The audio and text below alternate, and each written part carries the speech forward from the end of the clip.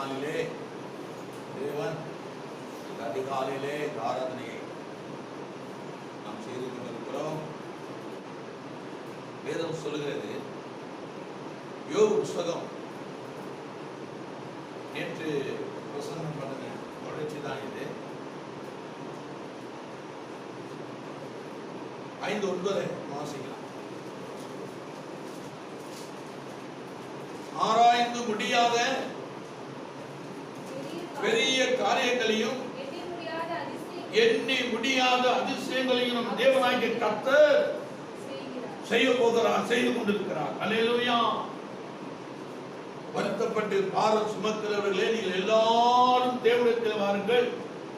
உங்களுக்கு எண்ணி முடியாத அற்புதங்களையும் ஆராய்ந்து பார்க்காத பெரிய காரியங்களையும் உங்கள் தேவனாய் கர்த்தர் உங்களுக்கு செய்ய போகிறார். மனமுடைந்து காணப்படுகிறவர்களே, மனமுந்து காணப்படுகிறவர்களே, நிச்சயமாய் ஆண்டவர் சொல்லுகிறார், ஆராய்ந்து முடியாத பெரிய காரியங்களையும் எண்ணி முடியாத அதிசயங்களையும் உனக்கு உங்களுக்கு நான் செய்வேன் என்று கர்த்தர் வாக்கு கொடுக்கிறார். அல்லேலூயா. வருத்தப்பட்டு பாரம் சுமக்குகிறவர்களே, எல்லாரும் என்னிடத்தில் இயேசுட்ட வாங்க, உங்களுக்கு ஒரு இளைப்பாறுதல் தேவன் கட்டளை என்று இந்த வேத வசனத்தில் சொல்லியிருக்கிறார். கீழே சொல்றார் 10வது வசனம், அவர் பூமியின் மேல் மழையை வர்ஷிக்க பண்ணி வெளி நிலங்களின் மேல் தண்ணீர்களை வரவிக்கிறார். அல்லேலூயா. காய்ந்து கடக்கிற இருதயங்கள், சோர்ந்து போகிற இருதயங்களுக்கு, தவித்துக் கொண்டுகிற இருதயங்களுக்கு அவர் ஆசீர்வாதம் என்கிற மழையை, ஆசீர்வாதங்கிற தண்ணீரை அவர் வார்க்கும்படி அவர் உங்களிடத்தில் வருவார். நிச்சயமாய் உங்கள் மனம் சோர்ந்து போக வேண்டாம். இன்னும் எத்தனை காலம், இன்னும் எத்தனை மாதம் இது தொடர்ந்து இந்த காரியம் நடந்து கொண்டிருக்குமா என்று சொல்லி யோசிக்கலாம். இல்லை இல்லை, அழுகையோடும் பற்கரிப்போடும் இந்த பூமியிலே விதைக்கிறவர்கள், ஜெபிக்கிறவர்கள் நிச்சயமா இரட்டிப்பான நன்மைகள் பெறுவார்கள்.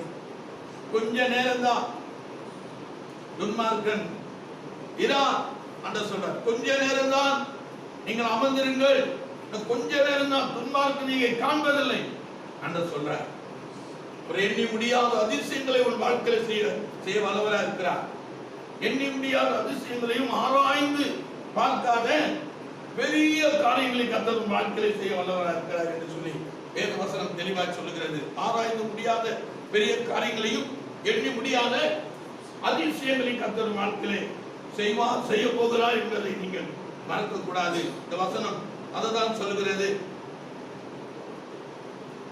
அப்படி ஆண்டவர் வாழ்க்கையில செய்ய போகிறதுனால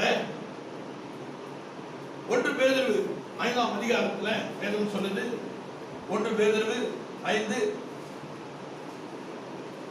வாசிக்கும் பொழுது சொல்றார்,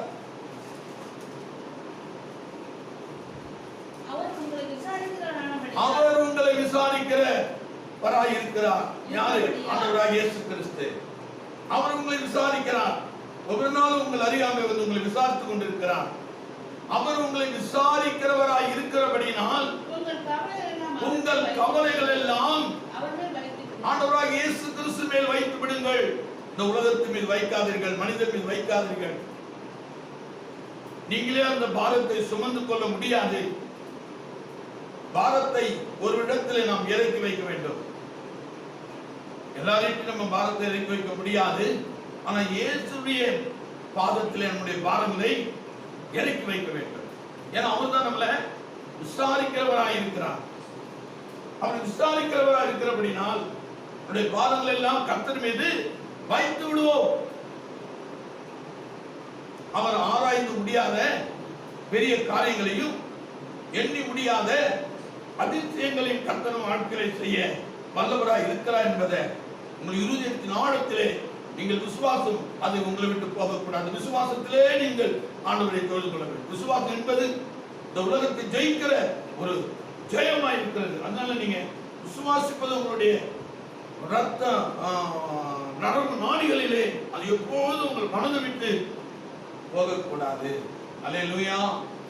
மேல ஒரு வசனம் சொல்றாரு, அதனால உங்களை அவர் விசாரிக்கிறவராய் இருக்கிறபடினால் ஏற்ற காலத்தில் தேவன் உங்களை உயர்த்தும்படி அவருடைய பலத்த கைக்குள் இருங்க. அல்லேலூயா. எங்க இருக்கிறோம் நம்ம? 6வது வசனம் சொல்லுது பாருங்க. ஆகையால் ஏற்ற காலத்தில் தேவன் உங்களை உயர்த்தும்படி அவருடைய பலத்த கைக்குள் இருங்க. எங்க இருக்கணுமா? பலத்த கைக்குள்ள நம்ம அடங்கி இருக்கணும். இந்த கவர்மெண்ட் இன்னைக்கு நம்ம அடங்கி வீட்டுக்குள்ளேயும் அறக்குள்ளேயும் உட்காரு வெளியே வராதே என்று சொல்லிக் கொண்டிருக்கிறது உண்மைதான். ஏற்ற நேரத்தில் இந்த உலகத்துல நாட்டுல தேசத்துல நடந்து கொண்டிருக்கிற இந்த பொல்லாத காரியங்கள் போகும்படி அரசாங்கம் சொல்லிக் கொண்டிருக்கிறது. அதுக்கு நாம் செவி சாய்த்து நாம் சில நேரங்களில் அடங்கி இருக்கிற ஒரு நேரம் வரும்போது, காலம் வரும்போது, சமயம் வரும்போது அதை மனதார ஏற்றுக்கொண்டு நாம் நம்முடைய இல்லங்களிலே அறைகளிலே என்ன பண்ணோம்? அடங்கி இருக்க வேண்டிய ஒரு சூழ்நிலை. இயேசு கிறிஸ்து அப்படித்தான் சொல்றார். தேவன் நம்மை உயர்த்தும்படியாக அவருடைய பலத்த கைக்குள் நம்ம என்ன பண்ணுமா? அடங்கிருங்கள், நான் உங்களை உயர்த்த வல்லவரா இருக்கிறேன்.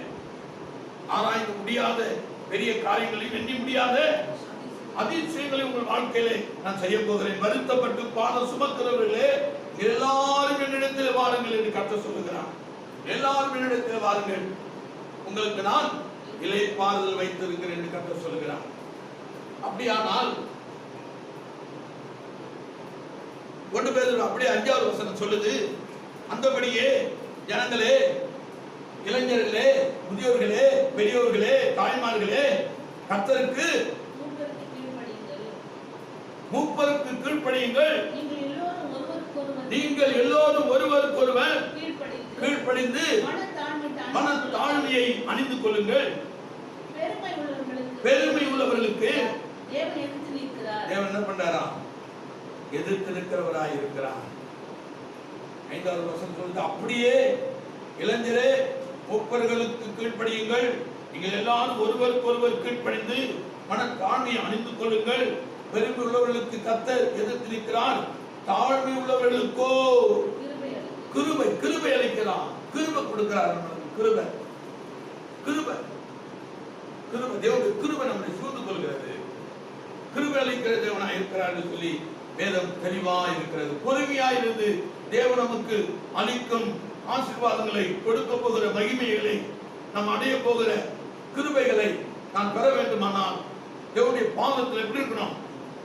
காத்து அமர்ந்து இருக்கணும், பொறுமையோடு இருக்கணும். அவருடைய பலத்த கைக்குள் நம்ம இருக்கிறோம் என்று இருக்கணும். நம்ம வீட்டில் இருக்கலாம், எங்குண்டாலும் இருக்கலாம். ஆனா நம்முடைய விசுவாசம் எப்படி இருக்கணும்? நான் கர்த்தருடைய கரத்தில் இருக்கிறேன், என்னை ஒன்றும் அணுகுவதில்லை, என்னை ஒன்றும் அணுகாது. நான் கர்த்தருடைய கரத்தில் இருக்கிறேன், நான் பாதுகாப்பான இடத்தில் இருக்கிறேன். நிச்சயமா தேவன் என் வறுமையை கண்டு, என்னுடைய போக்கை, என்னுடைய வருத்தை கண்டு நிச்சயமா தேவன் என்னை உயர்த்துவார். நிச்சயமாய் அவர் எனக்கு பெரிய காரியங்களை செய்ய போகிறார், எண்ணி முடியாத அதிசயங்களை என் வாழ்க்கையில் செய்ய போகிறார் என்று சொல்லி நம்முடைய வருத்தம், நம்முடைய பாரம் எல்லாவற்றையும் ஆண்டவராய் இயேசு கிறிஸ்துவின் பாதத்தில் நம்ம என்ன பண்ணோம்? இறக்கி வைக்க வேண்டும் என்றுதான் கர்த்தர் சொல்லுகிறார். அல்லேலூயா, அல்லேலூயா, அல்லேலூயா. ஆனா கீழே சொல்றாரு பாருங்களேன், 7வது வசனம் மறுபடியும், அவர் உங்களை விசாரிக்கிற படியால் உங்கள் கவலைகள் எல்லாம் அவர் மேல் என்ன பண்ணுங்க? வைத்து விடுங்க. அவர் தான் உங்களை விசாரிக்கிறவரா இருக்கிறார். கர்த்தர் நம்மளை விசாரிக்கிறவரா இருக்கிறார். ஒரு நம்மளை அவர் கைவிட மாட்டார். அவர் நம்மளை விசாரிக்கிறவரா இருக்கிறார் என்று சொல்லி வேதம் சொல்லுகிறது. ஆபிரகாமை தேவன் தன்னுடைய ஊரிங்கிற கிராமத்திலிருந்து கர்த்தர் அவனை அழைக்கிறார். அவரை எப்படி சொல்லி அவரை அழைக்கிறார்? ஒரு அடையாளத்தை ஆபிரகாம் தேவன் கொடுக்கிறார். அவருடைய ஆசீர்வாதம் வானத்தின் நட்சத்திரங்களைப் போலவும் கடற்கரை மணலைப் போலவும் நான் உன்னை ஆசீர்வதிக்க போகிறேன். என் வார்த்தைக்கும் என் கட்டளைகளுக்கும் நீ கீழ்ப்படியும் போது இவைகள் எல்லாம் உனக்கு சம்பவிக்கும் என்று கர்த்தர் முதலியே அவனுக்கு ஒரு அடையாளத்தை, ஒரு ஆசீர்வாதத்தை கட்டளிட்டு தான் அவனை அழைக்கிறார். அவனை மாத்திரமல்ல, உங்களையும் என்னையும் அப்படிதான் அழைத்திருக்கிறார். ஒரு ஆசீர்வாதத்தை நான் கொடுப்பேன், ஒரு மகிமை உனக்கு செய்வேன், நான் எண்ணி முடியாத அதிசயங்களை செய்ய போகிறேன் உனக்கு, நீ என்னிடமாய் வா, என்னை ஆராதனை செய், என் வார்த்தைகளை கைக்கொள் என்று ஆபிரகாம் மாத்திரமல்ல, நமக்கும் அப்படிதான் அவருடைய வார்த்தையை கொண்டுதான் நம்மை அழைத்திருக்கிறார். அதுல ஆதியாகமத்திலே 12, 1, 2, 3 வசனம் இப்படி சொல்லுகிறது. கர்த்தர் ஆபிரகாமை நோக்கி, நீ உன் தேசத்தையும் உன் இனத்தையும் உன் தகப்பனுடைய வீட்டையும் விட்டு புறப்பட்டு நான் உனக்கு காட்டும் தேசத்துக்கு போ. நான் உன்னை பெரிய ஜாதியாக்கி உன்னை ஆசீர்வதித்து உன் பேரை பெருமைப்படுத்துவேன். அல்லேலூயா. நீ எப்படி இருப்பாய்? ஆசீர்வாதமாய் இருப்பாய். உன் பெயரை பெருமைப்படுத்துவேன். நீ ஆசீர்வாதமாய் இந்த பூமியில வாழ்ந்திருப்பாய். வருத்தப்பட்டு பார சுமக்கிற ஆபிரகாமே, நீ என்னிடமாய் வா. நான் உனக்கு புத்திர சுவிகாரனை ஒரு மகனையும் கொடுப்பேன். நீ வெறுமை இருப்பதை நான் பார்க்கிறேன். உன் உள்ளம் தவித்துக் கொண்டிருக்கிறதை நான் பார்க்கிறேன். தடுமாறி கொண்டிருக்கிறதை நான் பார்க்கிறேன். நீ ஒரு புத்திர சுவிகாரனுக்காக நீ வாங்கித்துக் கொண்டிருக்கிறாய் என்பதை நான் பார்க்கிறேன். நீயும் உன் மனைவியாகிய சாராளும் உங்களுக்கு ஒரு காரியத்துக்காக நீங்க 2 பேரும் வருத்தப்பட்டு பாரத்தை சுமந்து கொண்டிருக்கிறீர்கள் என்று சொல்லி தேவன் ஆபிரகாமோடு பட்சமாய் பேசுகிறார். அவனுக்கு என்ன தேவை என்பதை ஆண்டவர் அறிந்தவராய் பட்சமாய் பேசுகிறார். அவனுக்கு என்ன தேவை என்பது ஆண்டவருக்கு தெரிகிறது. உனக்கு என்ன தேவை, எனக்கு என்ன தேவை என்பது யாருக்கு தெரியும்? நம் ஆண்டவராகிய கர்த்தருக்கு தெரியும். அதனால அவர் அழைக்கிறார். வருத்தப்படுகிறவர்களே, பாரத்தை சுமந்து கொண்டிருக்கிறவர்களே, கண்ணீர் விட்டு அழுது கொண்டிருக்கிறவர்களே, கலங்கிக் கொண்டிருக்கிறவர்களே, துக்கித்துக் கொண்டிருக்கிறவர்களே, நீங்கள் என்னிடமாய் வாருங்கள். நிச்சயமாய் உங்களுக்கு என்னிடத்தில் என்ன இருக்கிறது? உங்களுக்கு இளைப்பாறுதலும் விடுதலையும் ஆசீர்வாதமும் மகிமையும். உன் பெயரை நான் மகிமைப்படுத்த போகிறேன். என்னிடமாய் வா என்று கர்த்தர் சொல்லுகிறார். அல்லேலூயா. என்னிடமாய் வா, உனக்கு உன் பெயரை நான் மகிமைப்படுத்த போகிறேன். ஆராய்ந்து முடியாத பெரிய காரியங்களும் எண்ணி முடியாத அதிசயங்களின் வாழ்க்கையில உன் பிள்ளைகளுடைய வாழ்க்கையில நான் செய்ய வல்லமை உள்ளவராய் இருக்கிறேன். என்னை நம்பி உன் வாழ்க்கையை என் கரத்தில் ஒப்புக்கொடு என்று சொல்லி ஆண்டவர் பரிதபிக்கிறார். பரிதபித்து நம்மளை அழைக்கிறார். இருகரம் நீட்டி விரித்து நம்மளை தேவன் அழைக்கிறவராக இருக்கிறார். 2வது சொல்றார், ஆபிரகாமுக்கு தேவன் வாக்கு கொடுத்து விட்டார். மறுபடியும் கர்த்தர் ஆபிரகாமை சந்திக்கிறார். எப்பொழுது? ஆதியாகமம் 15. மறுபடியும் ஆண்டவர் ஆபிரகாமை சந்திக்கிறார். ஏன்னா அவர் வாக்கு கொடுத்துட்டார். அந்த வாக்கை நிறைவேற்ற வேண்டும். 15வது அதிகாரத்துல 1 நாம் வாசிக்கும் பொழுது, இந்த காரியங்கள் நடந்த பின்பு கர்த்தருடைய வார்த்தை ஆபிரகாமுக்கு உண்டாகி, அவர் ஆபிரகாமே நீ பயப்படாதே. ஆண்டவருடைய வார்த்தை எப்படி இருக்கிறது? முதல் வார்த்தை ஆண்டவர் சொல்ற ஆபிரகாமை பார்த்து, நீ பயப்படாதே. நான் உனக்கு கேடரும். பயப்படாதே. ஆண்டவர் சொல்றார், நீ பயப்படாதே. எதை குறித்து நீ கலங்கி பயப்பட்டு கொண்டிருக்கிறாய்? பிள்ளைகளை என்று கலங்கி கொண்டிருக்கிறாயா? எது உன்னை தடை பண்ணுகிறது? எந்த காரியம் உன் இருதயத்தை துக்கப்படுத்திக் கொண்டிருக்கிறது? எது உனக்கு தடையா இருக்கிறது? எது உன் மேன்மைக்கு தடை? உனக்கு வருகிற ஆசீர்வாதத்துக்கு தடையா இருக்கிறது? அதை குறித்து என்ன பண்ணாத? பயப்படாத. Praise the Lord. ஆண்டவர் சொல்லுகிற வார்த்தை என்ன? பயப்படாத. உயிர்த்தெழுந்து ஆண்டவர் கல்லறையிலிருந்து உயிர்த்தெழுந்து தன்னுடைய சீசருடைய அறைக்குள்ளே கதவு பூட்டி இருக்கிறது, சன்னல் பூட்டி இருக்கிறது. அவர் உள்ளே வந்து நின்று சொன்னால், உங்களுக்கு சமாதானம். Price the Lord. ஆண்டவர் என்ன கொடுக்கிறார்? உங்களுக்கு சமாதானம், சமாதானம்.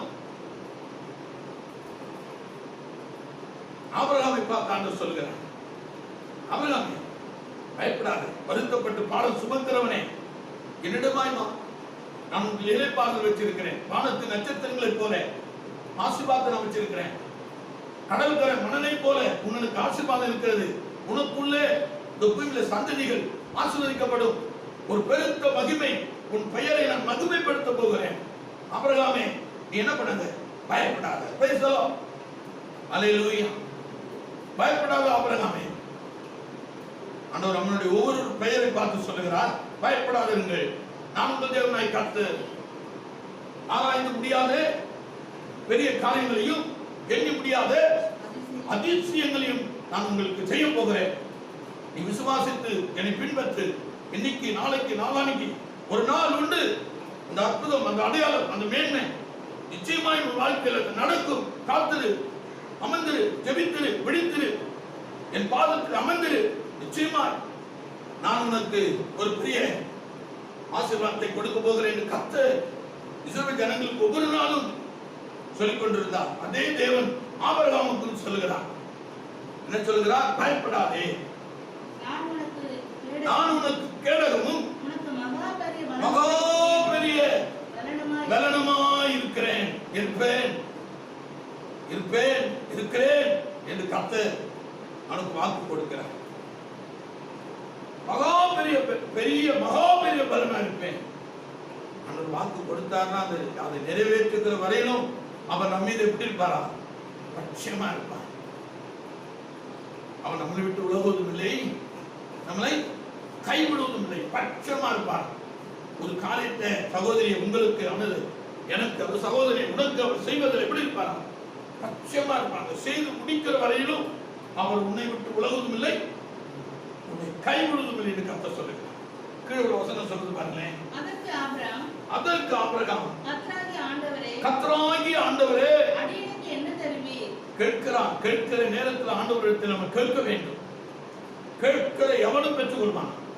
அவன் ஆபிரகாமா இருக்கலாம், அது யோவேல் மணிவண்ணன் ஆகிய நானா இருக்கலாம், அல்லது நீங்களில் ஒருவர் உங்களில் ஒருவராய் ஒருத்தியா இருக்கலாம், யாரா வேணாலும் இருக்கலாம்.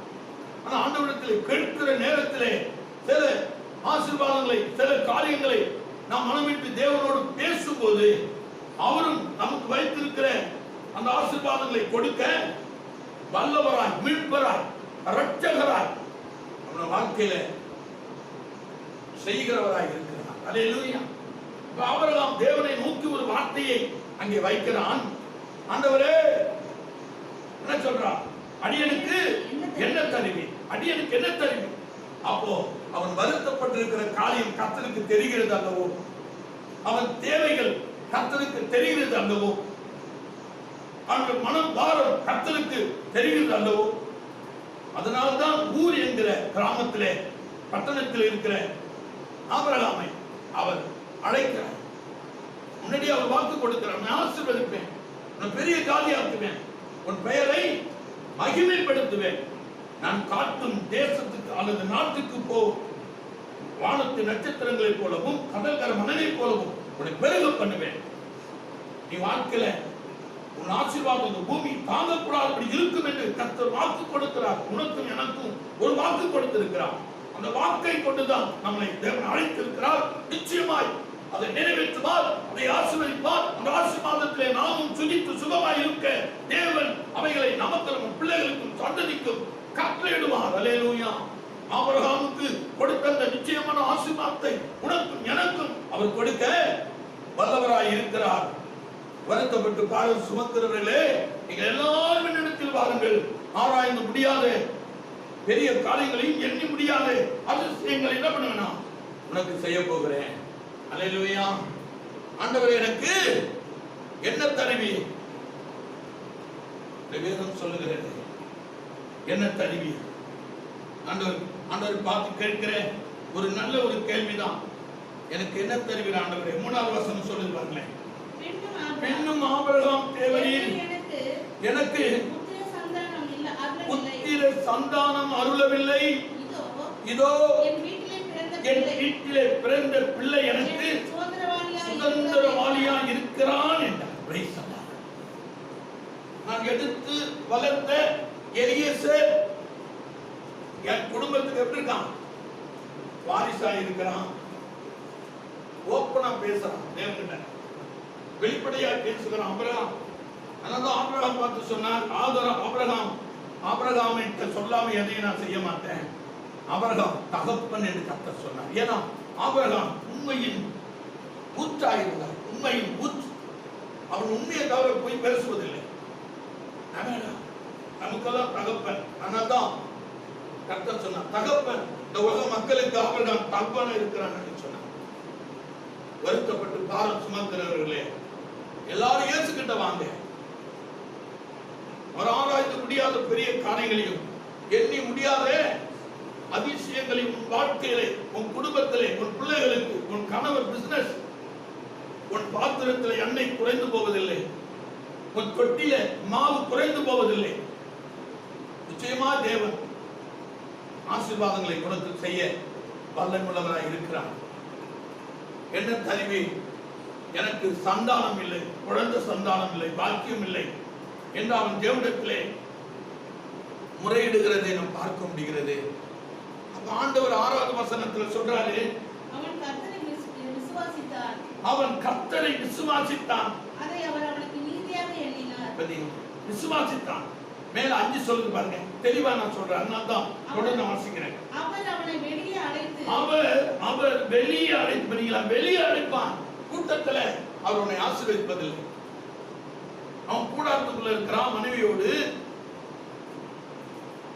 சொப்பனத்திலே தரிசனத்திலே கர்த்தர் ஆபிரகாமோடு பேசி கொண்டிருக்கிறார். அவன் கூடாரத்துக்குள்ள இருக்கிறான். தேவன் அவனை வெளியே அழைக்கிறார். கூடாரத்துக்குள்ள இருக்காத, நீ வெளியே வா, நான் பெரிய ஜாதியா இருக்க போறேன், எண்ணி முடியாத அதிசயங்களையும் ஆசீர்வாதங்களையும் உன் வாழ்க்கையில உனக்கு சாராளுக்கு நான் கட்டளை போகிறேன், வெளியே வா தம்பி. ஆபிரகாம் தம்பியே வெளியே வா, சகோதரனே ஆபிரகாமே நீ வெளியே வா, உன்னை நான் ஆசீர்வதிக்க விரும்புகிறேன், உன் பெயரை பெருமைப்படுத்த விரும்புகிறேன், இந்த பூமியில உன்னை உயர்ந்தவனாய் வைக்க, சீமானா வைக்க நான் விரும்புகிறேன், வெளியே வாங்க. இந்த உலகத்தின் பற்றை விட்டு வெளியே வாங்க, இந்த உலகத்தின் கலாச்சாரத்தை விட்டு வெளியே வாங்க, பாரம்பரியத்தை விட்டு வெளியே வாங்க. ஆண்டவர் சொல்றாரு, அதான் சொல்றார், பாரம்பரியத்தை விட்டு வெளியே வா, உலக பற்றை விட்டு வெளியே வா, குடும்பத்துடைய பந்தத்தை விட்டு வெளியே வா. ஆண்டவருடைய உன்னை ஆசீர்வதிக்க வேண்டுமா, வெளியே வா. ஆண்டவர் அழைக்கிறார், வெளியே வாடா தம்பி, ஆபிரகாமே வெளியே வா, நான் உன்னை பெரிய ஜாதியாக்க விரும்புகிறேன், ஆசீர்வதிக்க விரும்புகிறேன், கொஞ்சம் வெளியே வா. ஆண்டவர் உன்னை அப்படிதான் அழைக்கிறார், வெளியே வா. உன் குடும்ப பற்றை விட்டு, அன்பை விட்டு, பாசத்தை விட்டு என்னிடமாய் வெளியே வா, நான் உன்னை தனித்து உன்னை ஆசீர்வதிக்க விரும்புகிறேன். சகோதரனே சகோதரியே, ஆசீர்வாதம் இல்லையே, வறுமையில வாடுகிறேனே, கண்ணீரில் வாடுகிறேனே, கவலைகளை வாடுகிறேனே, ஒன்றும் பிழைப்புக்கு வழி இல்லையே என்று தடுமாறிக் கொண்டிருக்கலாம். ஆனால் கர்த்தர் சொல்லுகிறார், ஆபிரகாமை தேவன் ஆசீர்வதித்த கர்த்தர் உங்களை என்னை ஆசீர்வதிக்க விரும்புகிறார். அவனுக்கு ஒரு புதிய சந்ததியை கொடுக்க விரும்புகிற தேவன் உங்களுக்கும் ஒரு குமாரன் குமாரத்தை நிச்சயமா தேவன் தருவான். உங்களை வறுமையிலும், இழப்பிலும், கஷ்டத்திலும், போராட்டத்திலும் உங்களை தேவன் விடுவதில்லை. வேதம் சொல்லுகிறது, ஆபிரகாமை அவர் விடல, அவர் வாக்குல வல்லவர், அவர் சொன்னார் அதை நிறைவேற்ற வல்லவராக இருக்கிறார் என்று சொல்லி வேதம் சொல்லுகிறது. அவர் சொல்றாரு, 5வது வசனம் என்ன சொல்லுது, அவர் அவனை வெளியே அழைத்து, அவர் அவனை வெளியே அழைத்து, நீ வானத்தை அண்ணாந்து பார், அடையாளத்தை தேவன் செய்து உன்னை ஆசீர்வதிப்பான். அடையாளத்தோடு, அற்புதத்தோடு உனக்கு அற்புதங்களை, அதிசயங்கள் செய்ய அவர் வல்லவராக இருக்கிறார். அவர் அடையாளத்தை காட்டுகிறார். நீ வானத்தை அண்ணாந்து பாரு, நட்சத்திரங்களை பாரு, அதை எண்ண கூடுமானால் எண்ணு. வானத்தை அண்ணாந்து பார், அந்த நட்சத்திரங்களை எண்ண முடியுமா, எண்ணு. அடுத்தது, உன்னாலே கூடுமானால் அவைகளை எண்ணு என்று சொல்லி நட்சத்திரங்களை எண்ணு. பின்பு அவனை நோக்கி, பின்பு தேவனாய் கர்த்தர் ஆபிரகாமை நோக்கி, உன் சந்ததி இவனமாய் இருக்கும் என்றார். இவனுமாய் உன் சந்ததி இருக்கும் என்று கர்த்தர் சொல்லுகிறார். எத்தனை ஒரு அற்புதமான ஒரு ஆசீர்வாதம். நட்சத்திரங்களை என்ன உன்னாலே கூடுமானால் அவைகளை என்ன என்று சொல்லி பின்பு அவனை நோக்கி உன் சந்ததி இவனமாய் இருக்கும் என்று அடையாளத்தை காட்டி தேவன் ஆபிரகாமுக்கு ஒரு ஆசீர்வாதத்தை கட்டளையிடுகிறார். உனக்கும் எனக்கும் ஒரு ஆசீர்வாதம் மிகுதியா இருக்கிறது சகோதரனே சகோதரியே. அதை நாம் பெற்றுக்கொள்ள வேண்டுமா, அதை அடைய வேண்டுமா, அதை பிடித்துக் கொள்ள வேண்டுமா, அதிலே நாம் திருப்தி அடைய வேண்டுமா, வாழ வேண்டுமா, மகிமை அடைய வேண்டுமா, நம் கர்த்தரை பரீட்சை பாராம தொடர்ந்து அவரை பின்பற்றி அவரை சொந்த ரட்சகராக ஆண்டவர் இன்றைக்கு நாளைக்கு நாளைக்கு நாளைக்கு அடுத்த மாதம் அடுத்த வருடம் என தேவன் ஆசீர்வதிப்பார் என்ற ஒரு விசுவாசத்தோடு நாம் இந்த பூமியில நாட்களை கடந்து போய் கொண்டே இருக்க வேண்டும். அவருக்கு தெரியும் எப்பொழுது நம்மளை ஆசீர்வதிக்க வேண்டும், எப்பொழுது நம்மளை கனப்படுத்த வேண்டும், எப்பொழுது நம்மளை பெருக்கத்தின் மழையை கொடுத்து நம்மை ஆசீர்வதிக்க வேண்டும் என்று கர்த்தர் அறிந்திருக்கிறார் என்றுதான் வேதம் தெளிவாய் சொல்லுகிறது. யோபுல ஒரு வார்த்தை இருக்கிறது. யோபு புஸ்தகம் 23:13 சொல்றார். யோபு புஸ்தகத்திலே ஒரு வார்த்தை இருக்கிறது.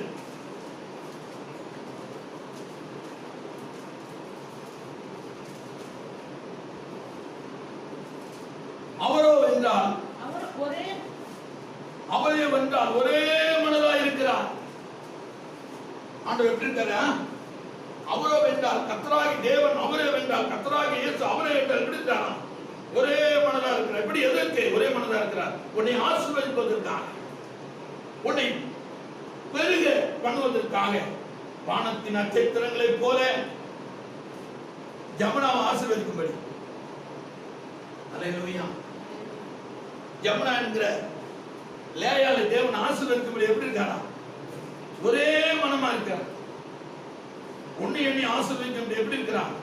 ஒரே மனமா இருக்கிறார். அவர் மனம் மாறுவதில்லை. நம்ம ஆசீர்வதிப்பதை விட அவருக்கு வேற வேலை இல்லைன்னு நான் நினைக்கிறேன். ஏன்னா வானம், பூமி, காற்று, கடல், நெருப்பு, பூமி, ஆசீர்வாதம், கனிகள் எல்லாம் ஆண்டவர் உண்டாக்கிட்டார். இரண்டாவது என்ன? மனுஷனை உருவாக்கி இந்த பூமியில தோட்டத்தை வச்சு அவனை ஆசீர்வதிக்கணும், அவனை பெருக பண்ணணும், அவனை நடத்தணும் என்பது முழு நோக்கத்தை ஆண்டவர் நம்ம வச்சிருக்கிறார். அப்படிதான் விசுவாசிக்கிறேன். முழு நோக்கத்தை, முழு பிரியத்தை தேவன் நம்ம வைத்திருக்கிறார். அவருக்கு நம்ம ஆசீர்வதிப்பதை வேற வேலை இல்லை. வேலை சொல்றது கர்த்தர் இஸ்ரவேலை ஆசீர்வதிப்பது அவருக்கு பிரியம். அப்ப அவர் வேலை என்னன்னா நம்ம ஆசீர்வதிப்பதுதான், உயர்த்துவதுதான், பாதுகாப்பதுதான். நான் அப்படிதான் நினைக்கிறேன். ஏன்னா அவ்வளவாய் நம்ம மீது அவரு நேசம், பாசம், அன்பு வைத்திருக்கிறார். ஒரு அன்புக்கு என்ன இல்லை, அளவே இல்லை. அவன் இரக்கத்துக்கு என்ன இல்லை, முடிவே இல்லை, முடிவில்லை. வானம், பூமி முடிவில்லை. ஒரு அன்புக்கு அளவில்லை. அப்படியே போய்கிட்டே இருக்கும். மேற்கு எவ்வளவோ, கிழக்கு எவ்வளவோ, அவ்வளவோ அன்பு வைத்திருக்கிறார். அவ்வளவு அன்பு வைத்து நமக்காக கல்வாரியிலே நம்ம மேல அன்பு வச்சதுனாலதான் அவருடைய ரத்தம் இந்த பூமியில சிந்தப்பட்டது. நம்ம மேல் வைத்த அன்பு, அவருடைய அடி நொறுக்கல், அந்த வலி அவர் உணரல. ஏன்னா அவர் பார்வையில யார் மேல இருக்கு? நம்ம மேல இருக்கு. நம்மளை உயர்த்தணும், நம்மளை பாதுகாக்கணும். பிசாசு கையிலிருந்து நம்மளை விடக்கூடாது. பிசாசு என் ஜனங்களை ஆட்கொள்ள கூடாது. என் ஜனங்களை நான் மேல் பிரிக்க வேண்டும். நம்ம மேல் வைத்த அன்புல அந்த அந்த அடி, அந்த நொறுக்கு, அந்த வேதனை, துக்கம் அவருக்கு ஒரு பெருசா எண்ணலையா? பிரைஸ் எல்லாம் ஒரு பெரிய பெருசா அவர் நினைக்கல. காரணம் நம்மளை மீட்க வேண்டும், நம்மளை ஆசீர்வதிக்க வேண்டும், நம்மளை மகிமைப்படுத்த வேண்டும், நம் பேரை பெருமைப்படுத்த வேண்டும் என்கிற நோக்கத்திலே அவருக்கு விழுந்த அந்த அடியும் அந்த நொறுக்கும் அது ஒரு பெருசா அவர் எண்ணவே இல்லைன்னு பைபிள் சொல்லுது. அல்லேலூயா. அனாதையை சொன்னார், எனக்காக நீங்கள் அழாதீர்கள், உங்களுக்காகவும் உங்கள் பிள்ளைகளுக்காகவும் நீங்கள் அழுங்கள் என்று கர்த்தர் இஸ்ரவேல் ஜனங்களை பார்த்து, எருசலேம் ஜனங்களை பார்த்து, யூத ஜனங்களை பார்த்து சொல்லுகிறார். சொல்றாரு பாருங்க 23ல, அவரோ வென்றால் ஒரே மனமாய் இருக்கிறார். அவரை திரும்பத்தக்கவன் யார்? அவருடைய சித்தத்தின்படி எல்லாம் செய்வார். அவர் சித்தத்தின்படி எல்லாம் செய்ய வல்லவராக இருக்கிறார். Price the Lord. அவர் சித்தத்தின்படி செய்ய எப்படி இருக்கிறார்? வல்லவராக இருக்கிறார். சித்தத்தின்படி தான் நம்ம செய்வார். உன் சித்தம் என் சித்தம் செய்ய மாட்டார். எல்லாரும் சித்தம் ஒரே மனமா இருக்கிறார். எதற்கு? உன்னை ஆசீர்வதிப்பதற்கு, உன்னை உயர்த்துவதற்கு, உன்னை பெரிய சாதியை ஆக்குவதற்கு, உன்னை உன் பெயரை மகிமைப்படுத்துவதற்கு அவர் ஒரே மனமா இருக்கிறார். மனமாற மாட்டார். மனமாறுகிற தேவன் அல்ல. உனக்கு செய்ய வேண்டிய சொன்ன வார்த்தையில அவர் கடமையை ஒரு நாளும் தவறை போக மாட்டார். வேதவசனம் சொல்லுகிறது. மூன்றாவது ஆபிரகாமை தேவன் சந்திக்கிறார். 17வது அதிகாரத்திலே 16 19 வரையும் நம்ம வாசிக்கலாம். மூணாவது நான் சுருக்கமா ஆபிரகாமுடைய வரலாறு சரித்திரத்தை நான் சுருக்கமா சொல்லிட்டு இருக்கிறேன். அது பெரிய ஒரு பிரசங்கம் ஆபிரகாமுடைய வாழ்க்கையில். அவன் தான் நமக்கு தகப்பன். நான் இப்பொழுது சுருக்கமாய் நான் உங்களிடத்திலே ஆபிரகாமை குறித்து பிரசங்கம் பண்ணி கொண்டிருக்கிறேன். 16 வாசி. நான் அவளை ஆசீர்வதித்து அவளாலே உனக்கு ஒரு குமாரனை தருவேன். யாருங்க? சாராள் கேள்வியா இருக்கிறார், வயது சென்றவளாய் மாறிவிட்டார். சொல்றாரு, நான் அவளை ஆசீர்வதித்து அவளாலே ஒரு குமாரனை நான் உனக்கு கொடுப்பேன் என்று கர்த்தர் சொல்லுகிறார். சாராள் மூலமா தான் உனக்கு என்ன வரும்? குழந்தை பாக்கியத்தை கொடுப்பேன். உன் வீட்டுல வளருகிற அந்த எலிசேர் அல்ல, நீ வீட்டுல பணத்துக்கு கொண்ட பிள்ளைகள் எல்லாம் உனக்கு சுதந்திரவாளி அல்ல. உன் கருவிலே, உன் கற்பத்திலே, உன் வித்திலே நான் உனக்கு ஒரு சுதந்திரவாளியை கொடுக்க போகிறேன் என்று வாக்கு கொடுக்கிறார். அவர் வாக்கு கொடுப்பதில் வல்லவர், மன்னிப்பதில் பெரியவர், கிருபையில மகாவல்லம் உள்ளவர், நம்மை உயர்த்துவதில் பட்சபாதம் இல்லாதவர், நம்மீது அன்புள்ளவர், பரிவுள்ளவர், பாசம் உடையவர். வருத்தப்பட்டு பாரம் சுமக்கிறவர்களே, நீங்க எல்லாரும் ஆண்டவராகிய இயேசுவிடத்தில் வாழ்ந்த உங்களுக்கு இளைப்பாறுதல் கொடுக்கிறார். ஆராய்ந்து முடியாத பெரிய காரியங்களையும் எண்ணி முடியாத அதிசயங்களையும் உனக்கு செய்ய அவர் காத்திருக்கிறார். சிலுவையிலே காத்திருந்தாரா? சிலுவையிலே கரங்களை விரித்துக் கொண்டு, மகளே மகனே என்னிடமாய் வாய் வா, உனக்கு ஒரு பெருத்த ஆசீர்வாதத்தை நான் வைத்திருக்கிறேன், அதை உனக்கு நான் கொடுக்காத போக மாட்டேன், என்னிடமாய் வாய் என்று கர்த்தர் சொல்லிக் கொண்டிருக்கிறார். அல்லேலூயா. சொல்லுகிறார். அடுத்த வசனம் தெளிவாக சொல்லுது, அவளாலே உனக்கு ஒரு குமாரனை தருவேன், அவள் ஜாதிகளுக்கு தாயாகவும் அவளாலே ஜாதிகளின் ராஜாக்கள் உண்டாகவும் அவளை ஆசீர்வதிப்பேன் என்றார். ஒரு நம்பிக்கையை ஆண்டவர் கொடுக்கிறார். ஆபிரகாம் ஒரு நம்பிக்கை. என் மனைவி வயதானவளா இருந்தாலும் அவன் நினைக்கிறான், ஆனா ஆபிரகாம் அதை நினைக்க மாட்டார். கர்த்தர் அதை நினைப்பது.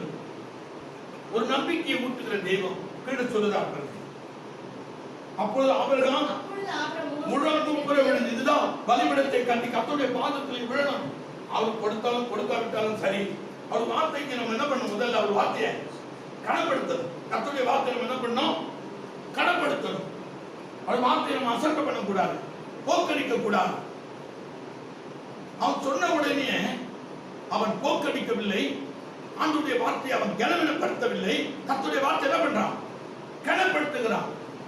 அவர் கர்த்தருக்குள் ஆமென் என்று ஆம் என்று ஆமென் என்று இருக்கிறது. அவர் சொல்லுவார், அவர் செய்வார், அவர் வல்லவர் என்பதை அவன் அறிந்து சாசாங்கமாய் முழுங்குப்புற விழுந்து என்ன பண்றான்? பணிந்து விழுந்து நகைத்து 100 வயதானவளுக்கு பிள்ளை பிறக்குமோ? 90 வயதான சாராள் பிள்ளை பெறுவாளோ என்று தன் இதயத்தில் சொல்லிக் கொண்டான். வெளியே வாவிட்டாவும் பேசல, மனதிலே சொல்லுகிறான். சொல்ல சொல்ல ஆண்டவருக்கு என்ன ஆசீர்வாதம் கொடுக்கணும், அவனை என்ன கனப்படுத்தணும், என்ன மகிமைப்படுத்தணும். வெளியில சொல்லல, உள்ளத்துல நினைக்க. எல்லாரும் ஒரு மாம்சத்தை நினைப்பது உண்டு. நம்ம எல்லாரும் நினைப்போம், ஒருத்தர் வயசாச்சு, இனி நம்ம போய் இந்த பூமியில ஒரு வேலை செஞ்சு பழைக்க முடியுமா? நடக்கவே முடியல. நான் போய் ஒரு வேலை செஞ்சு ஒரு நாளைக்கு 5 ரூபாய் நான் சம்பாதிக்க முடியுமா? ஆனா ஆண்டு சொல்றாரு, நிச்சயமா நீ சம்பாதிப்பேன்னு சொல்றாரு. இல்ல ஆண்டவரே, அவர்கிட்ட சொல்ல முடியாது. அவர் கடவுள், உலகத்தின் ரட்சகர். உள்ளத்துல அவன் சொல்லிக் கொள்கிறான், தேவன் உள்ளத்தில் இருக்கிற எல்லா ரசனைகளையும் வார்த்தைகளையும் அழிகிற தேவனா இருக்கிறார். நாம் நினைப்பதற்கும் வேண்டுவதற்கும் அதிகமான ஆசீர்வாதங்களை கொடுக்கிறவர். நாம் நினைப்பதற்கு வேண்டுவதற்கு முன்பாகவே நமக்கு என்ன தேவை என்பதை தேவனுக்கு தெரியும். கீழே சொல்றார் பாருங்க, இஸ்ரவேல் உமக்கு முன்பாக பிழைப்பானாக என்று ஆபிரகாமுக்கு தேவனிடத்தில் விண்ணப்பம் பண்ணினான். பாருங்க, எங்க எனக்கு குழந்தை பிறக்க போகுது, வயதாயிற்று, ஆனாலும் ஆகார் மூலமா ஒரு இஸ்ரவேல் கர்த்தர் எனக்கு தந்திருக்கிறார், நிச்சயமா அவன் ஆசீர்வதிக்கப்படுவான் என்று ஒரு எண்ணம் ஆபிரகாமுக்குள்ள இருந்தது. ஆனா தேவன் அதை தெளிவுபடுத்துவார். ஆண்டவர் எப்போதுமே நம்மளை சிக்கல்ல விட மாட்டார். தெளிவான ஒரு வாழ்க்கை, தெளிவான ஒரு காரியத்தை நம்ம வாழ்க்கையில் ஆண்டவர் செய்வார். ஆபிரகாம் தெளிவுபடுத்தல. கீழே வசனம் சொல்லுங்க பாருங்களேன். அப்பொழுது தேவன் உன் மனைவியாகிய சாராள் நிச்சயமாய் உனக்கு ஒரு குமாரனை பெறுவான், அவனுக்கு ஈசாக்கு என்று பெயரிடுவாயாக, என் உடன்படிக்கையை அவனுக்கும் அவனுக்கு பின்வரும் அவன் சந்ததிக்கும் நித்திய உடன்படிக்கையாக ஸ்தாபிப்பேன். ஹல்லேலூயா. Glory Lord Jesus. Glory to God. ஆண்டவர் அப்படியே ஒரு உண்மை தத்துவத்தை ஆபிரகாமுக்கு முன்படி, ஏன்னா அவன் என்ன பண்றான், வயசாச்சு, இனி குமாரனை பெறுவாளோ, இம்சவேல் இருக்கிறான், அவன் ஆசீர்வதி ஆண்டவரே, அது எனக்கு தெரியும், நீ எனக்கு சொல்ல வேண்டாம். உன் கற்பு பிறப்பாகிய அவளுக்கு ஒரு குமாரனை கொடுப்பேன், அவன் நிச்சயமாய் ஒரு குமாரனை பெறுவான். ஆண்டவர் வந்து அச்சு அடையாளத்தோடு சொல்றார். அவனுக்கு என்ன பண்ண, ஈசாக்குன்னு பேரு, நான் ஈசாக்குன்னு சொல்லிட்டேன், பேசலாம் சொல்லி அச்சு அடையாளமாய் ஆபிரகாம் முன்பாக தேவன் வைத்தார். அல்லேலூயா, அல்லேலூயா. வேதவசனம் தெளிவா சொல்லுது, ஆராய்ந்து முடியாத பெரிய காரியங்களையும் எண்ணி முடியாத அதிசயங்களை நம்ம வாழ்க்கையில் செய்ய ஆண்டவர் சிலுவையிலே மரித்து உயிர்த்தெழுந்த இன்னைக்கு கூட பிதாவின் வலது பக்கத்தில் உட்கார்ந்து உனக்காக எனக்காக என்ன பண்றாராம், பெருமூச்சியோடு நம்ம ஜெயம் பெறணும், நம்ம முக்தி பெறணும், நம்ம வாழ்க்கையில உயர்ந்திருக்கணும், பரிசுத்தமா வாழணும், கர்த்தருடைய பிள்ளைகளா இருக்கணும் என்று சொல்லி நமக்காக ஆண்டவர் ஒவ்வொரு நாளும் பெருமூச்சியோடு வேண்டுதல் செய்து கொண்டிருக்கிறார் என்பதை நீ நானும் மறந்துடக்கூடாது. பைபிள் நமக்கு சொல்லுது. பைபிள் ஒரு நாளும் பொய் சொல்லாது. பைபிள் உண்மை சொல்லுது. பைபிள் என்ன சொல்லுதோ அதை நம்ம அந்த கனப்படுத்தும் போது, கர்த்தருடைய வார்த்தையை கனப்படுத்தும் போது அந்த வார்த்தையானது நமக்கு என்னத்தை கொண்டு வரும், கனத்தையும் மகிமையையும் ஆசீர்வாதத்தையும் நமக்கு கொண்டு வரும். அல்லேலூயா.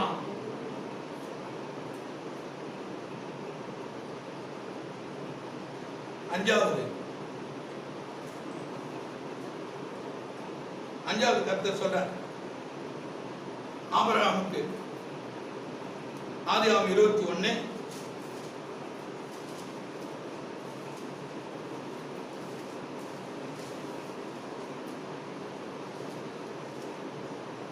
1வது வசனத்திலிருந்து 5வது வார்த்தை வரை கர்த்தர் பேசுகிறார். கர்த்தர் தாம் சொல்லிருந்தபடி சாராள் பேரில் கடாட்சமானார், நினைத்தருளினார், கிருபை அளித்தார், கற்பத்தை தொட்டார், அடைத்திருந்த கற்பத்தை திறந்தார், பலவீனமாக இருந்த கற்பத்தை பலப்படுத்தினார், கடாட்சித்தார். நல்லா நினைச்சு பாருங்க, நினைவுகிறார். அல்லேலூயா. சாராளுடைய பேரில் என்ன பண்ணாராம், கடாட்சமானார். சாராளுடைய பேர் கடாட்சமானார். அற்புதங்களை செய்கிற தேவன் உன் பேர்ல கடாட்சமாவார். அற்புதங்களை அளவில்லாம, ஆசீர்வாதங்களை அளவில்லாம, மேன்மையை அளவில்லாம வந்து கொடுக்க அவர் மகிமை உள்ளவராய் இருக்கிறார். வாசிங்க. கர்த்தர் தாம் உரைத்தபடியே சாராளுக்கு செய்தருளினார். அல்லேலூயா. உரைத்தபடியே, சொன்னபடியே, நியமித்தபடியே, அழைத்தபடியே, சொன்னபடியே, நியமித்தபடியே என்ன பண்ணாரா, சாராளுக்கு, சாராளை உயர்த்தினார். வயதான கேள்வி 90 வயது உள்ளவளை ஆண்டவர் உயர்த்துகிறார். இன்னைக்கு நமக்கு தாயா இருக்கிறவள் உயர்த்துகிறார். அடுத்த வசனம், ஆபிரகாம் முதிர் வயதா இருக்கையில் சாராள் கர்ப்பவதியாகி தேவன் குறித்திருந்த காலத்திலே அவனுக்கு ஒரு குமாரனை பெற்றால். மகிழ்ச்சியா இருக்கிறது வார்த்தை, சந்தோஷமா இருக்கிறது வார்த்தை, தெளிவா இருக்கிறது வார்த்தை. தேவன் சொன்ன காலத்தில் ஒரு மகிமையை கொடுப்பேன், குமாரனை கொடுப்பேன், ஈசாக்கு என்று பெயரிடுவாய் என்று சொன்ன வார்த்தையில தேவன் 75வது வயதில் அழைத்தவனை சொன்ன வார்த்தை 100வது வயதில் அவனுக்கு நிறைவேறுகிறார். அப்ப 25 வருஷம் காத்திருந்த ஆபிரகாமை போல நீ நானும் கர்த்தருடைய பாதத்திலே 25 வருஷம், அவனுக்கு தான் உனக்கு எனக்கும் 25 வருஷம் கிடையாது. எப்ப வேணாலும் தேவன் நம்மை ஆசீர்வதிப்பார், உயர்த்துவார். நம்முடைய கீழ்ப்படிதல் நிமித்தம் ஆண்டவர் மேல் நம்ம விசுவாசம் எந்த அளவுக்கு மகிமையா கீழ்ப்படுகிறோமோ அந்த அளவுக்கு தேவனுடைய வார்த்தையானது நம்மளை உயர்த்துங்க, உயர்த்தும். வேதவசனம் தெளிவா சொல்லுகிறது பாருங்களேன். அப்பொழுது ஆபிரகாம் தனக்கு சாரா பெற்ற குமாரனுக்கு ஈசாக்கு என்று கர்த்தருடைய வார்த்தையும் அவர் சொன்ன வார்த்தை நிறைவேறுகிறது.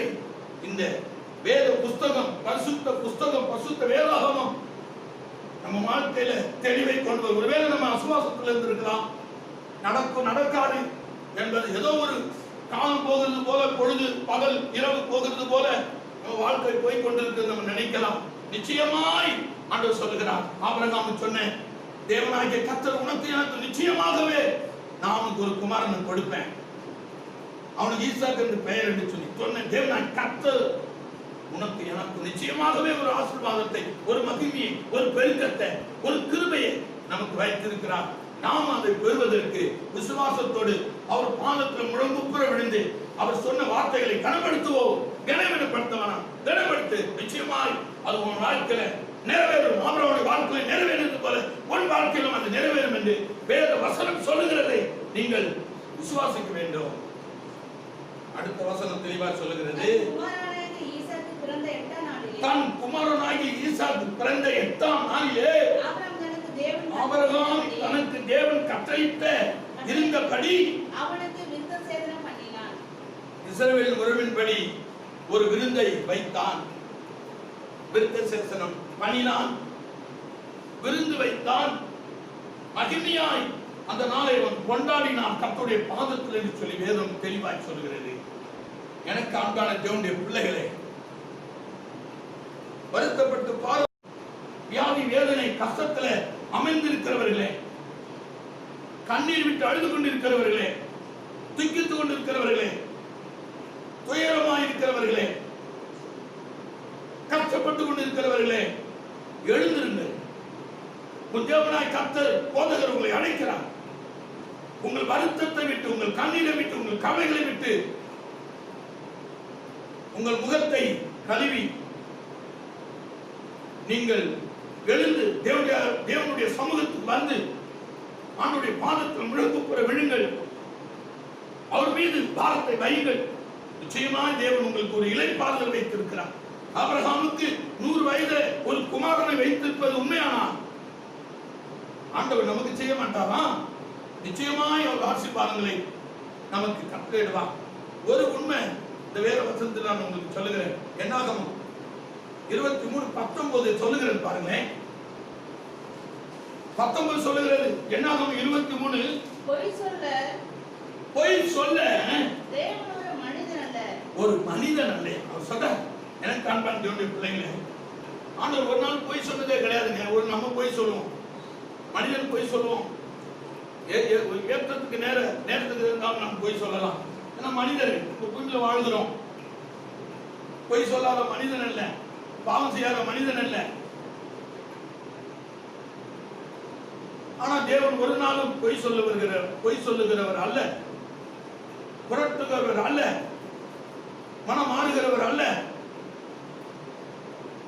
அவர் சொல்லாத ஒரு கட்டளையிட நிற்கும். அப்படியான இன்றைக்கும் வானம் நின்று கொண்டிருக்கிறது, பூமி நின்று கொண்டிருக்கிறது, நட்சத்திரங்கள் ஒளி கொடுத்துக் கொண்டிருக்கிறது, சூரியன் பிரகாசித்துக் கொண்டிருக்கிறது, நிலவு இரவிலே வெளிச்சம் கொடுத்துக் கொண்டிருக்கிறது, கடல் அலைகளை படித்துக் கொண்டிருக்கிறது, காற்று வீசிக் கொண்டிருக்கிறது, கனிகள் எல்லாம் பூமியில இருந்து கொடுத்துக் கொண்டிருக்கிறது, மிருகங்கள், ஊர் பிரயாணிகள், பறவைகள் எல்லாம் சாப்பிட்டுக் கொண்டிருக்கிறது. ஆண்டவர் என்னெல்லாம் கட்டளையிட்டாரோ அதெல்லாம் இன்னைக்கு நடந்து கொண்டிருக்கிறது. அவர் பொய் சொல்ல ஒரு மனிதன் அல்ல. வேதம் தெளிவா சொல்லுகிறது. அவர் நம்ம வாழ்க்கையில பொய்ய சொல்ல மாட்டார். நம்ம வாழ்க்கையில இயேசு கர்த்தர் விளையாட மாட்டார். ஒருவேளை நம்ம வாழ்க்கையில மனிதர்கள் விளையாடலாம், ஆனா கர்த்தர் விளையாட மாட்டார். வாழ்க்கையில தேவன் ஒரு நாள் விளையாட்டை கொண்டு வர மாட்டார். நம்மளை நிலைநாட்டுகிறவர், நம்மளை ஆசீர்வதிக்கிறவர், நம்மளை மகிமைப்படுத்துகிறவர். அவர் சொன்ன வார்த்தைகளை வாழ்க்கையை நிறைவேற்றி நம் பெயரை பெருமைப்படுத்துகிற தேவனாய் கர்த்தர் என்பது இந்த வேத வசனம் உண்மையை உரைத்துக் கொண்டிருக்கிறது. இந்த பரிசுத்த ஓய்வு நாளிலே உங்களுக்கு நான் உண்மையின் ஆசீர்வாதம், உண்மையின் கருத்தை தேவன் வாயினாலே நமக்கு உரைத்துக் கொண்டிருக்கிறார். அதான் என்னாகும் 23:19 தெளிவா சொல்லுகிறார், பொய் சொல்ல தேவன் ஒரு மனிதன் அல்ல, இயேசு கர்த்தர் பரிசுத்த தேவன், மனமாற அவர் ஒரு மனுபுத்திரன் அல்ல. அவர் சொல்லியும் செய்யாத இருப்பாரா? அவர் வசனித்தும் நிறைவேற்றாத இருப்பாராம். அவர் சொல்லியும் செய்யாத இருப்பாரா? அவர் வசனித்தும் நிறைவேற்றாம இருப்பாராம். வசனித்து இருக்கிறார். என்ன வசனித்துனா, இந்த பைபிளை எழுதி நம்ம கையில கொடுத்திருக்கிறார். வசனித்து இருக்கிறார், எழுதி கொடுத்திருக்கிறார். அல்லேலூயா. நான் கூட சில மளிகை கடைக்கு, சில கடைகளுக்கு போகும்போது வீட்டில் சொல்லுவாங்க, நான் மறந்துடுவேன். நான் என்ன கேட்பேன்? எழுதி குடிச்சிட்டு பிரீத்தி எழுதி கொடு, நான் மறந்துடுவேன். எழுதி கொடுத்தா நமக்கு ஒரு அத்தியாயம், ஒரு அடையாளம் இருக்குது. போய் கடைக்காரருக்கு போய் தைரியமா சொல்லலாம். புளி கொடு, மஞ்சள் கொடு, சீரகம் கொடு, கடுகு சீரகமும் மஞ்சளும் கொடு, அதை நான் அரைச்சி குடிக்கணும். தொண்டெல்லாம் கலகரம் இருக்குது, கொரோனா வந்து கொண்டு இருக்கிறது. பிரைஸ் எல்லாம். அப்ப ஆண்டவர் எழுதி வைத்திருக்கிறார் நமக்கு. அவர் வசனித்தும் நிறைவேற்றாத இருப்பாரா? வேதவசனம் தெளிவா சொல்ற பாருங்க. இருப்பாரா? அவர் யாக்கோபிலே அக்கிரமத்தை காண்கிறதும் இல்லை, இஸ்ரவேலை குற்றம் பார்க்கிறதும் இல்லை. அவர்களுடைய தேவனாகிய கர்த்தர் அவர்களோட இருக்கிறார். ராஜாவின் ஜெய கம்பீரம் அவர்களுக்குள் இருக்கிறது. ஆண்டவருடைய ஆசீர்வாதம் எப்படி மகிமையா இருக்கு பாருங்க. 20வது வசனம் தெளிவா சொல்லுது. அவன் நமக்குள்ள குற்றத்தை பார்க்க மாட்டான். மனிதர்கள் எல்லாம் குற்றத்தை பார்த்துட்டு இருக்கலாம், குறைகளை பார்க்கலாம். ஆனா தேவன் குற்றங்களையும் குறைகளையும் மனிதனிடத்தில் ஒரு நாள் பார்க்க மாட்டார். அப்பப்போ குற்றம் சொல்ல மாட்டார். நம்மள சொன்னா அவர் தெய்வம் இல்லை, நம்ம மனிதனும் இல்லை. அவர் தெய்வங்க, அவர் உலக ரட்சகர், உலகத்தை படைத்தவர். நம்மளை குற்றம் சொல்ல மாட்டார். பைபிள் அப்படிதான் சொல்லுது. நான் சொல்ல பைபிள் சொல்லுது, என்ன சொல்லுது? அவர் யாக்கோபிலே அக்கிரமத்தை காண்கிறதும் இல்லை, இஸ்ரவேலே குற்றம் பார்க்கிறதும் இல்லை. அவர்களுடைய கர்த்தராகிய தேவனாகிய கர்த்தர் அவர்களோட என்ன பண்றார்? இருக்கிறார். ராஜாவின் கம்பீரம் எனக்குள்ளே இருக்கிறது. எனக்குள்ளே ராஜாவின் கம்பீரம் எனக்குள்ளே இருக்கிறது. யோவேல் மணிவண்ணனாகி எனக்குள்ளே அவருடைய கம்பீரம், அவருடைய ஆசீர்வாதம், அவருடைய மகிமை எனக்குள்ளே இருக்கிறது என்பதை நீங்கள் ஒவ்வொருவரும் சொல்ல வேண்டும். அதுதான் கிருபை. அதுதான் கர்த்தருடைய வார்த்தைகளை நாம் கனவீனப்படுத்தாம கனப்படுத்த வேண்டும். முழங்குப்புற விழுந்து ஆண்டவர் சொன்ன வார்த்தையை எனக்கு நிறைவேற்ற வல்லவராக இருக்கிறார் என்று சொல்லி நீ ஆண்டவருடைய நாமத்தை என்ன பண்ணும்? விசுவாசிக்க வேண்டும். வருத்தப்பட்டு பாரம் சுமக்கிறவர்களே, நீங்கள் எல்லாரும் என்னிடத்தில் வாருங்கள், இயேசு உங்களை அழைக்கிறார். நான் உங்களுக்கு என்ன வச்சிருக்கிறேன்? இளைப்பாறுதலும் ஆசீர்வாதமும் அமைதியும் கிருபையும் உங்களுக்கு நான் வைத்திருக்கிறேன். அதை வந்து அதை பெற்றுக்கொண்டு இளைப்பாருங்கள் என்று கர்த்தர் சொல்லுகிறார். ஆராய்ந்து முடியாத பெரிய காரியங்களையும் எண்ணி முடியாத அதிசயங்களையும் உங்களுக்கு நான் செய்ய போகிறேன். என்னாலே செய்ய முடியாத காரியம் இந்த பூமியில இல்லை என்று கர்த்தர் சொல்லுகிறார். ஆபிரகாமை அழைத்த தேவன் அப்படியே ஸ்டெப்பாய் அவனை ஆசீர்வதித்து ஒரு குமாரை கொடுத்து பெயர் கொடுத்து நிலைநாட்டின் ஆண்டவர். உன்னை என்னை அழைத்த கர்த்தர் கைவிடுவாரோ, மறந்து விடுவாரோ? நம் வாழ்க்கையில பொய் உதறுவாரோ? பொய் சொல்ல மாட்டார். அவருக்கு ஆபிரகாமுக்கு சொன்ன வார்த்தைகளை விட இன்னும் நம்மை அதிகமாக ஆசீர்வதிப்பான், இன்னும் அதிகமாக நம்மை கனப்படுத்துவான், இன்னும் அதிகமாக நம்முடைய பெயர்களை பெருமைப்படுத்துகிற தேவனாய் கர்த்தர் இருக்கிறார். அந்த பூமியில சில உபத்திரவங்கள், சில கஷ்டங்கள் விசுவாசம் நமக்கு கொடுத்து கொண்டிருக்கலாம். சில போராட்டங்களை விசுவாசங்கள் கொண்டு வந்து கொண்டிருக்கலாம். இந்த போராட்டமும் இந்த நிந்தையும் இந்த அவமானமும் நிரந்தரம் கிடையாது. மனுஷனுக்கு எல்லாமே கொஞ்ச காலம்தான். போராட்டமும் நிந்தையும் அவமானமும் இந்த பூமியில மனுஷனுக்கு கொஞ்ச காலம். தேவன் அதை அனுமதிப்பான். எதற்கு தெரியுமா? நம்முடைய கீழ்ப்படிந்த தேவனுக்கு உகந்த வாசனையா இருக்க வேண்டும். நாம் தேவனுடைய பிள்ளைகள் என்பதை, நாம் கர்த்தருடைய பிள்ளைகள் என்பதை இந்த பூமியில் உள்ள மக்கள் அறிய வேண்டும் என்பதற்காக நாம் அமைதியோடு பொறுமையோடு கர்த்தருடைய பாதத்தில் அவருடைய கைக்குள்ளே நம்ம அடங்கி இருக்கும் பொழுது நிச்சயமாக தேவன் நம்மளை உயர்த்த வல்லவராய் இருக்கிறார். நாம் அமர்ந்து அவருடைய பலத்த கைக்குள் பொறுமையா இருக்க வேண்டும் என்று வேதம் தெளிவா சொல்லுகிறது. தாழ்மை உள்ளவர்களுக்கு கர்த்தர் என்ன பண்றாங்க? கிருபை அளிக்கிறார். தாழ்மை உள்ளவர்கள் எப்போதுமே ஆபிரகாம் தாழ்மையா இருந்தான். எழுத்து பேசல பாருங்க, உள்ளத்துல தான் நினைச்சான். ஆனா அவன் தேவனை எடுத்து பேசவே இல்லை, உள்ளத்துல நினைச்சான். ஆனா கர்த்தர் வெளியரங்கமா பேசினார். நீ உள்ளத்துல நினைப்பது தப்பு என்று அவன் சொல்லல.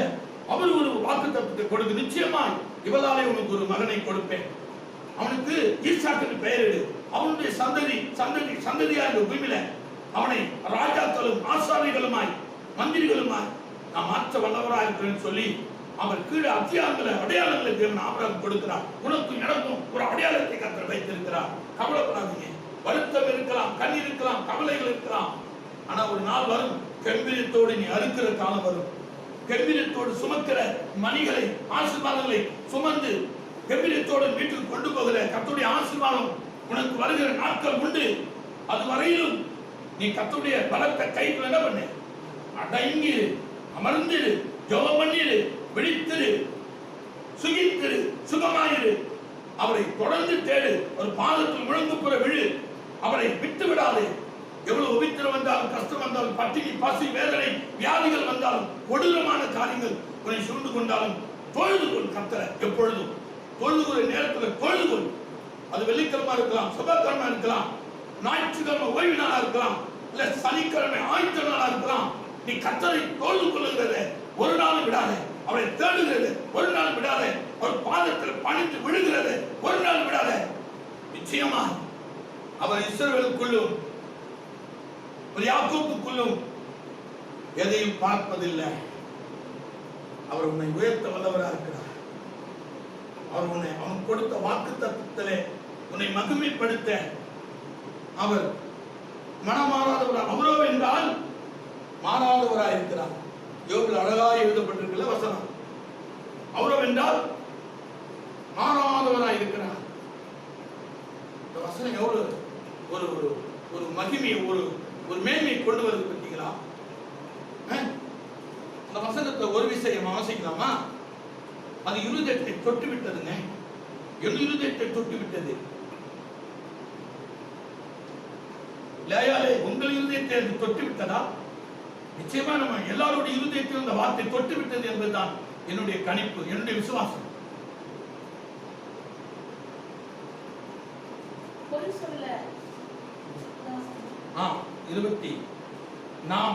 யோபு அவரோ வென்றால் ஒரே மனமாயிருக்கிறார்.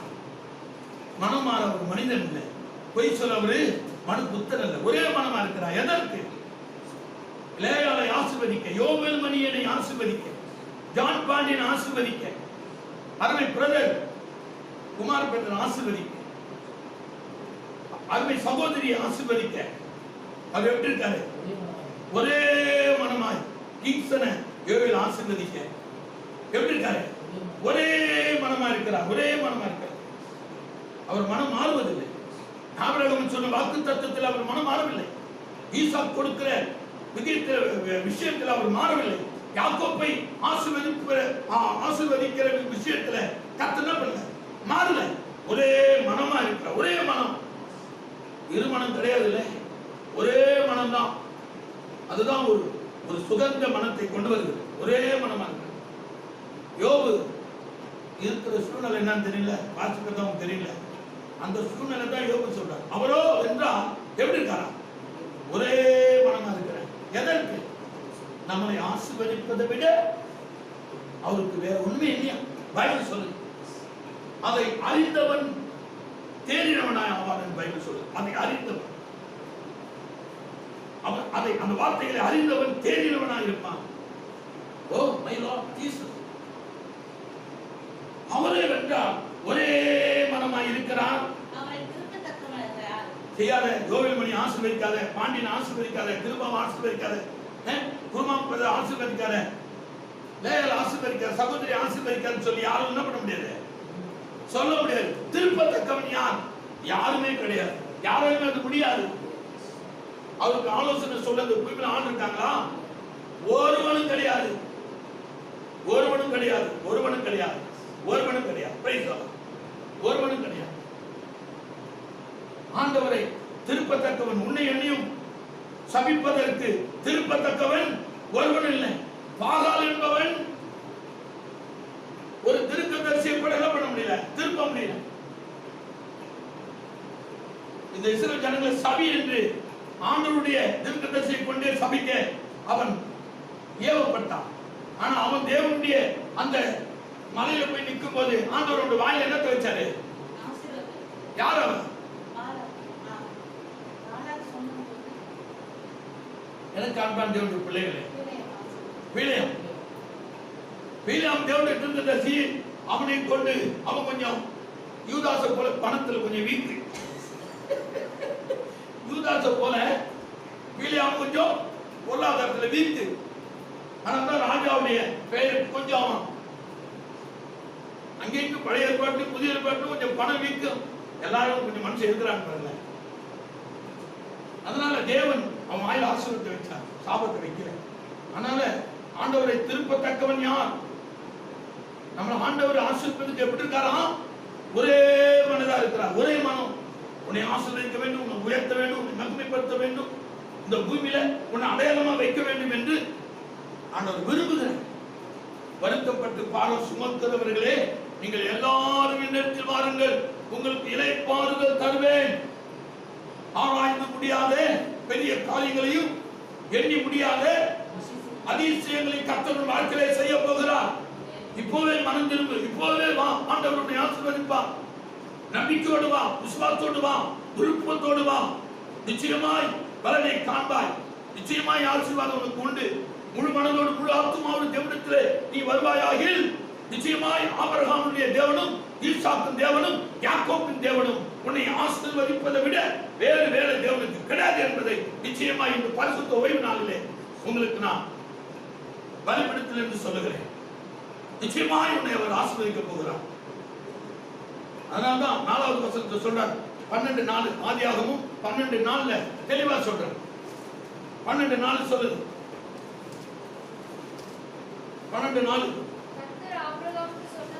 கர்த்தர் ஆபிரகாமுக்கு சொன்னபடியே அவன் புறப்பட்டு போனான். ஆண்டவர் சொன்னபடியே ஆபிரகாம் புறப்பட்டு போனான். நீ ஆண்டவர் சொன்னபடியே அவருடைய வார்த்தைக்கு கீழ்ப்படிவாயானால் கர்த்தர் உன்னை ஆசீர்வாதமாய் வைப்பார். இந்த பூமியில நீ எப்படி இருப்ப? ஆசீர்வாதமாய் இருப்பேன்னு கர்த்தர் சொல்லுகிறார். ஆபிரகாம் கர்த்தருடைய சொல்லுக்கு கீழ்ப்படிந்து, அவர் வார்த்தைக்கு கீழ்ப்படிந்து அவர் சொன்னபடியே அவன் புறப்பட்டு போனபடினாலே 100 வயதிலும் ஒரு குமாரனை பெற்றெடுக்க தேவன் அனுகிரகம் பண்ணினார். உனக்கும் எனக்கும் ஒரு அனுகிரகம் பண்ண நேற்று என்று மாறாதவன் இருக்கிறான். புறப்பட்டு தேவனாகிய கர்த்தருடைய சமூகத்தில் வந்து உங்களுடைய எல்லா தாகத்தையும் அவர் மீது வைத்து விடுங்கள், இறைத்து வைத்து விடுங்கள். நிச்சயமாய் உங்களுக்கு இளைப்பாறுதலும் ஆசீர்வாதமும் மகிமையும் உங்கள் பெயர்களை தேவன் மகிமைப்படுத்த பெருமைப்படுத்த வல்லவராக இருக்கிறார் என்பது பரிசுத்த ஓய்வு நாளிலே ஆண்டவருடைய வார்த்தையை திறந்த புஸ்தகத்தை போல உங்களுக்கு நான் சொல்லியிருக்கிறேன். இந்த வார்த்தைகள் எல்லாம் உங்கள் வாழ்க்கையில் வந்து பலிக்கும் என்று விசுவாசிக்கிறேன். ஜெபிக்கலாம். பரலோக பிதாவே, நாமத்துக்கு ஸ்தோத்திரம். ஆண்டவரை ஆசீர்வதி. இந்த வார்த்தைகள் எல்லாம் ஆண்டவரே இதை பார்த்து கொண்டிருக்கிற அருமை பிள்ளைகள், ஜனங்கள், குடும்பத்தார், வாலிபர்கள், கன்னிகைகள் நிச்சயமாய் ஒரு மகிமையை ஆசீர்வாதத்தை பெற்றுக் கொள்ளட்டும். ஆபிரகாம் சொன்ன வார்த்தைகள் உன் வாழ்க்கையில நிறைவேறினது. அப்படியே எங்களுக்கு நிறைவேறட்டும். வருத்தப்பட்டு பாரம் சுமக்கிற யாவருக்கும் நிறைவேறட்டும். இளைப்பாறுதலுக்குள்ளே அவர்கள் பிரவேசிக்கட்டும். ஆராய்ந்து முடியாத பெரிய காரியங்களையும் எண்ணி முடியாத அதிசயங்களையும் நீ செய்திருக்கிறீர், எங்களுக்கும் செய்வீர், செய்ய போகிறீர். விசுவாசிக்கிறோம் ஆண்டவரே. உலக மக்களுக்கு நீ அப்படி செய்வதற்காக செய்ய போவதற்காக உம்மை விசுவாசிக்கிற யாவரும் அந்த மகிமைக்குள்ளே, அந்த கிருபைக்குள்ளே, அந்த திரைக்குள்ளே, அந்த ஆசீர்வாதத்திற்குள்ளே பிரவேசிக்க நீ சித்தமுள்ளவராய் இருக்கிறீர். நீ சொல்லியும் ஆண்டவரே செய்யாத இருப்பீரோ, நீர் வசனித்தும் அதை நிறைவேற்றாத இருப்பீரோ? இருப்பாரா? சொல்லியும் செய்யாத இருப்பாரா? அவர் வசனித்தும் செய்யாத இருப்பாரா? நிறைவேற்றாத இருப்பாரா? நிச்சயமா நிறைவேற்றுவார். விசுவாசத்தோடு ஆண்டவருடைய பாதத்திலே காத்திருங்கள், அவர் நிறைவேற்றுவார். கர்த்தர் அப்படியே செய்வார். ஸ்தோத்திரம், ஸ்தோத்திரம். இயேசு கிறிஸ்து நாமத்திலே ஜெபித்தோம் ஜீவன நல்ல பிதாவே. ஆமென், ஆமென்.